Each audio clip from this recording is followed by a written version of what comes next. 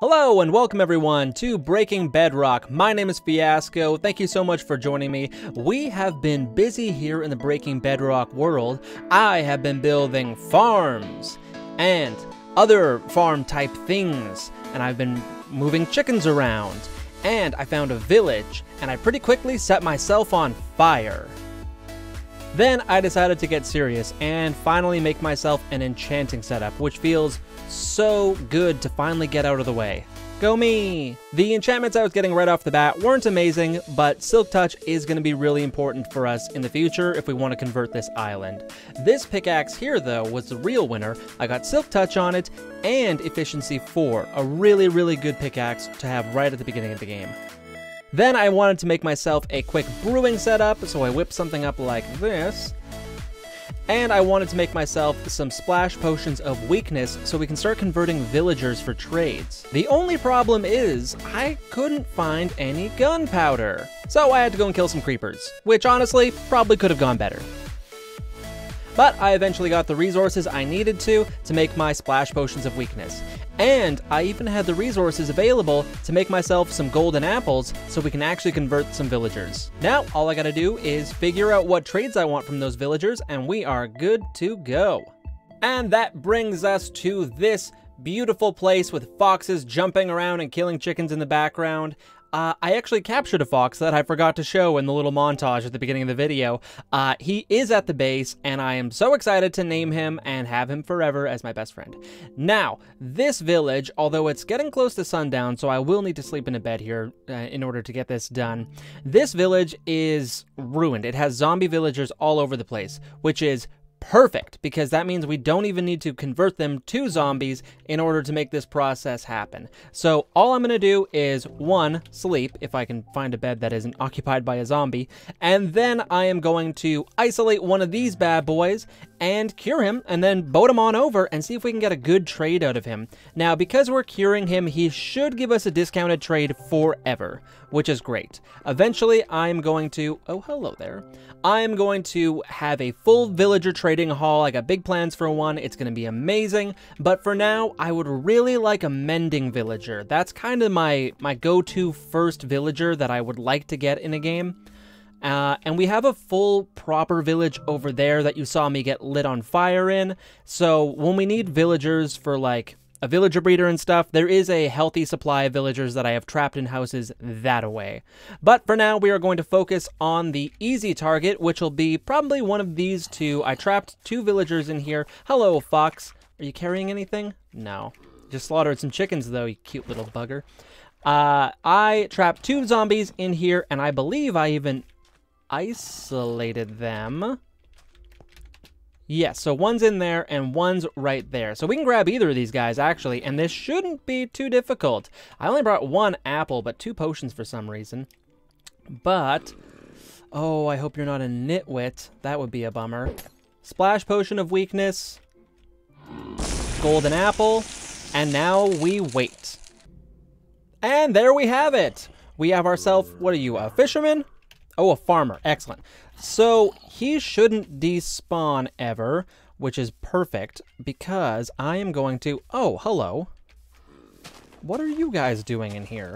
Okay, so what we need to do now is... I'm going to break his workstation. It should be a composter around here somewhere, because I'm going to try and get him to the trade that I want while he's here, because I have a lot of workstations around my base, and I would rather not have to break all of them when we get there. Well, he is still a farmer, but he's giving us the discounts, which is really what we want. So I've changed my mind. I'm actually going to take him to the Mushroom Island. Come on, friend. It's all right. I will take him to the Mushroom Island, but just on the other side of the island. This side here that actually faces this village is the opposite side of the village, or the island that our resources are on, so he shouldn't link from that distance. If I can just get him encouraged enough to step into the boat. Yep. There we go. All right, and we're going to take him straight there, because these guys are... they are flimsy as rice paper. They break like nobody's business. He could suffocate, he could drown, he could be killed by a zombie, and actually if we're on our little mushroom island here, he'll be much, much safer. And then when we get the trade that we want with this lectern, we can just bring him to the other side, no problem. And this guy right here is why we need a protective barrier, even though we're still on the mushroom island. Just over here, drown can still spawn, and boy do they ever spawn. They are kind of the one mob danger that we need to look out for here. But I'm not anticipating too many of them coming out right now, even though it is still raining. Now, let's get a little structure going so this guy can't just run away in panic like they usually do. And he should link to a workstation here if I give him one. He's still a farmer, which is a little concerning. But that should switch. At the most, I'll probably have to like leave the area and have it reload. That might help. Lectern. No. Okay. Let's leave this guy with a torch or two. He should be perfectly safe, but just in case, let's get rid of this so no mobs can get over top of that wall if they do happen by.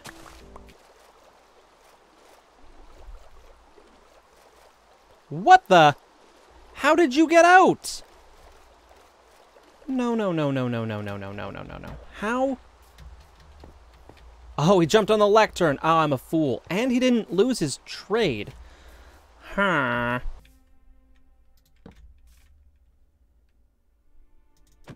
There we go. Okay. I'm not sure if it was the daytime or the fact that he now has a bed near him, but we are getting librarian trades, which is exactly what we wanted. No! Oh, why? Again? I'm the dumbest man to ever play this game. Okay. Back in you go. Yep. Sorry, vacation's over. Although he should stay pretty close to here now that his workstation's here, and I'm hoping that if I break it, because that is not the trade that I want, and I don't have an axe. That was foolish of me. Okay, stone axe is going to have to do for now. Let's see what our first trade here is. Why can't I access that? Oh, because I got to click on you. Stupid me. Okay. No, that's bad. We don't want that. So let's hopefully be quick enough. There we go. Now I'm going to turn the camera off because this process usually takes 15 to 20 minutes. Oh, I thought it was going to be the first enchanted book. Nope. No luck there. Looting 2 isn't terrible, but it's definitely not what I want for this trade in specific. So I'm going to turn this off and then pop back on when I have what I want. And here he is, mending 1 for 12 emeralds and a book, which isn't terrible. It could be way better, and maybe we'll convert him again later. But for now, 12 emeralds isn't bad. So I actually brought some paper to trade with this guy, and I only have enough for 2. That's too bad. But it is enough for me to lock him in. So now, if I break this, he will remain a mending villager forever. Haha, got you. Now we just need to transport this guy back to our home base, which should be pretty safe to do. Don't worry, I will keep this safe, I promise. There we go. And you can see he didn't revert back to a normal villager, he stayed a librarian. Right now you might notice many cats screaming in real life in the background. Not Minecraft cats, my real cats. I'm cat-sitting 2 extra cats right now, and they are not getting along with my other cat buddy. So if you hear a cat screaming, I don't know if I'll be able to edit them all out. Just go with it. Pretend it's in the game. And there we go. After a little bit of work later, he is safe in his new home, and we can finally afford our first mending book. Unfortunately, that's all we can afford right now because I don't have enough paper to trade for more emeralds, but we will get on that. I'm going to make myself a better sugarcane farm. I actually have a lot of plans, and it involves that hill and actually getting started on our main base. But there's a few things I want to do before then. Now, mending is great. It's arguably one of the best enchantments in this entire game. It means that I don't need to craft and enchant a new pickaxe every time one breaks. I just use experience, like this little guy right there. And yeah, it fixes the tool as I hold it or as I wear it. Now, the problem is that I don't actually have a source of experience right now. Normally, it's not that hard. You run around, you kill some mobs, you make a mob farm above your base or whatever. I don't have the luxury of mob spawns here right now. And I say luxury, it's actually a nightmare. I'm glad I don't have mobs spawning here right now. That's why I chose this place. So I think I don't have a whole lot of choice except for make an experience farm. And I've been thinking about this a little bit, and I have a few designs that I've been thinking about for like a general mob farm, but that's not really great for experience in my opinion. So I have an idea. I'm gonna try and play around with it a little bit in creative, and we'll see how it turns out. Okay, it has been several real world days. I have gone through a lot to make myself an experience farm, and honestly, I'm pretty happy with it so far. I'm going to show it to you in a minute. You'll notice that it works. I have 48 levels right now. Yeah, this was a task, and honestly, I feel like it would have been a lot easier if I had just set myself up a little bit better right off the bat. Yeah, this is like a cute little area, but it's not super functional, and I don't have a lot of the early game farms that I normally would, because I've been waiting to put them on top of that hill. But we're going to do that next. That is the thing that we're going to do right after I show you this new experience farm, because I am ready to work on a different project right now. There's still more work we got to do at the experience farm, but for now, this'll have to do. Okay, so oh, I don't want to no sneak peeks. All right. Oh, God. Why did I put that fire there? Okay, we are going to take a quick trip through the Nether because I linked the portal to the experience farm via the Nether because I'm a smart man, and it is only there. That's the distance we have to travel in the Nether, and it is significantly farther in the overworld. So I love the Nether. We are going to be doing tons in here once I know where my permanent portal location is going to be. And voila! Only one of them's lit right now, so it's kind of ugly, but this is it. Also, it looks like we have a little visitor up there, who I think I left him here before, but I thought he would despawn.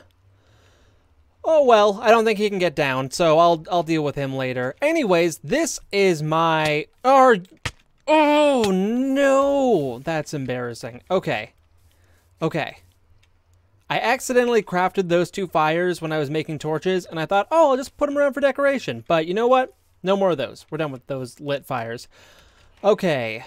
Where was I? Right! This is my experience farm. So how this works is these contraptions up here trick the portal into being lit over and over and over again, because these trapdoors are being lit on fire, but they don't actually catch on fire because there's stuff above them and they can't. So it's just a way of automatically lighting the portal over and over again. And then this little guy right here, when this is activated, shoots up, and that turns this on and off and on and off, and that dispenses a bucket of water in and out, and that's what breaks the portal. And portal mechanics, if you're not familiar with them, do a really interesting thing where if they flicker on and off, they have a chance of spawning a zombified piglin in. And then we just collect these zombified piglins in these water streams, and they go down to their vacation home. Nope, that's where they die. You're going to see it in a minute, so I can't really lie to you. I'll also mention that this is going to get prettied up quite a bit. I'm going to make this look like a little bastion at some point, but I don't have the supplies for that right now. And honestly, I'm kind of burnt out on this project. I've been working on this for a while. So this is all kind of temporary, but this is how we get in for now. And I shouldn't hear that dropper going off. Okay. Okay, well, I must not have been wearing my headphones when I put this together. This line here is what powers the whole farm up top, and I was using it to also power this dropper here, but I will have to fix that because I can't have the redstone dust there without it being bud powered by that. That's okay, though. We don't really need it right now. No, that's fine, just for demonstration purposes. Anyways, this is the farm. You come down here, you flick that down, all the zombie pigmen start raining down from above. all of their drops get collected underneath here. Here's a little hopper minecart that picks it up through the spot there. It comes along here. This is a very simple filter system. I believe this is designed by Impulse SV originally, one of the hermits from Hermitcraft. Great Minecrafter. I watch his videos all the time, and I'm pretty sure that this is his system. Anyways, how it works is you just have some filter material in here, and then whatever you want to go in. There's different ways of laying this out. Usually there's 41 in here, and then one of each. I just do it that way because it's easier for me. The stuff that I don't want, and right now all I want is gold nugget, gold nugget, gold nugget, and then gold ingot here. Anything I don't want goes into this dropper and gets incinerated immediately because these zombie pigmen have a lot of swords. And this is what it looks like when one of these guys is in the kill chamber. So they fall down, and usually there's a lot of them. And then this trident killer kills them automatically, and the experience goes to us. Now, I'm going to fix this real quick. I just don't have any redstone dust on me. I might have to move this around a little bit. Whoops. It's not a big deal, though. That's an easy fix. That's how I power this dropper. Just another observer comes down and then powers that, dropping all the drops. Anyways, I'll fix that. Not a problem. And then I'll show you how this works. Okay, it was a really simple fix. I just had to make it go not on the top of there, but going into the side of it. So now, when this trident killer is activated, the dropper underneath is also activated, and that just gets rid of those extra drops that we don't need. So usually when I'm done running the farm, I just run this for an extra 5 seconds or so afterwards, and you usually have to kill the zombies. But once those guys are dead, you run it for another few seconds, all the drops get sorted out, and then you are good to go. And this thing is pretty efficient, so I'm going to show you what it looks like from the inside and the outside. So this is it in action. You can see that it actually produces a pretty healthy supply of these guys. Let's see if I can get in there without... There we go. So there's even a creeper in there. So yeah, this is actually probably needs a few more trident killers. I only put the one in, and it seems like it might have been a bad idea. I think that, oh, there was designs online that I saw that had 4. I'm gonna have to look up whose design I referenced, but this is what it looks like from the inside. It's pure chaos. And I'm going to turn those sounds down. There we go, that's better. Okay, so yeah, this is what it looks like from the inside, and you can see it's a monster. It's completely grinding these guys up. It actually has trouble keeping up, if I'm perfectly honest. I think that the 4 portals really does need more trident killers, but it's not really a huge deal to me. It cranks out XP so quickly that I actually won't be here that long usually, and the gold is kind of just a nice bonus if I'm being perfectly honest. I don't really need that much gold. It's nice for decorating if you want to be bougie, and you obviously need it for certain things like powered rails and whatnot, but really we're gonna have so much of it from this farm so quickly, and later on in the game it's gonna be great for making beacons out of, but really at this point it's just a bonus. Just racking up the XP at the bottom of the screen here, that's what I'm really interested in, because that is going to open up a lot of doors for us. I broke my sword. That's embarrassing. I'll just borrow one of these. Maybe another one. So yeah, that's the whole farm, and I'm going to turn it off right now, and we'll see just how long these guys fall down for. It'll take a little minute for them to all trickle in. There we go. All right, so I'm not sure how long that took. About 45 seconds, I would say. So I just let this run for another second to make sure all the drops are filtered through. We'll just take a quick look here. It's pretty easy to check. And no. Oh, actually, yeah, it looks like it was just sorting 1 or 2 more out. So yeah, again, that just shoots it into lava so that these swords go away. In fact, blech, I don't like gold swords. Garbage. All right, so yeah, that's the whole farm. I'll turn that off now. I'll have to repair this later. I actually didn't bring any smooth stone with me, and I moved all of my construction supplies at the end of the project. So this has taken quite a while. It does look nice when these are lit up. Unfortunately, it's kind of random whether they stay lit or are broken when the farm is turned off. But I'm very happy with this. This is going to, it's going to completely change the game for us, being able to get XP like that. This is a game changer. Now, the only thing that I need to do is start working on that main base, because if I'm being honest with you, I can't afford books right now to put mending on my tools. I've been trying. My little tiny little sugarcane farm right there is absolutely not cutting it, and I don't want to just make a big field because, I don't know, then I'd have to convert the whole island, and it's just a pain. So I have an idea. The next step, we are going to start our main base because I am ready to get some starter farms actually booming, and those need to go in our base. So that'll be all for this episode. I really hope that you enjoyed it. I hope that you think that this farm is cool. It took me a long time to build, and I would say for the most part, it's an original design. These kinds of portals have been made before. I tried my best to be original with it. So yeah, I really hope that you like it. It took me a long time, and I kind of went crazy a few times, but it was totally worth it because, look at that, 54 levels, I think that speaks for itself.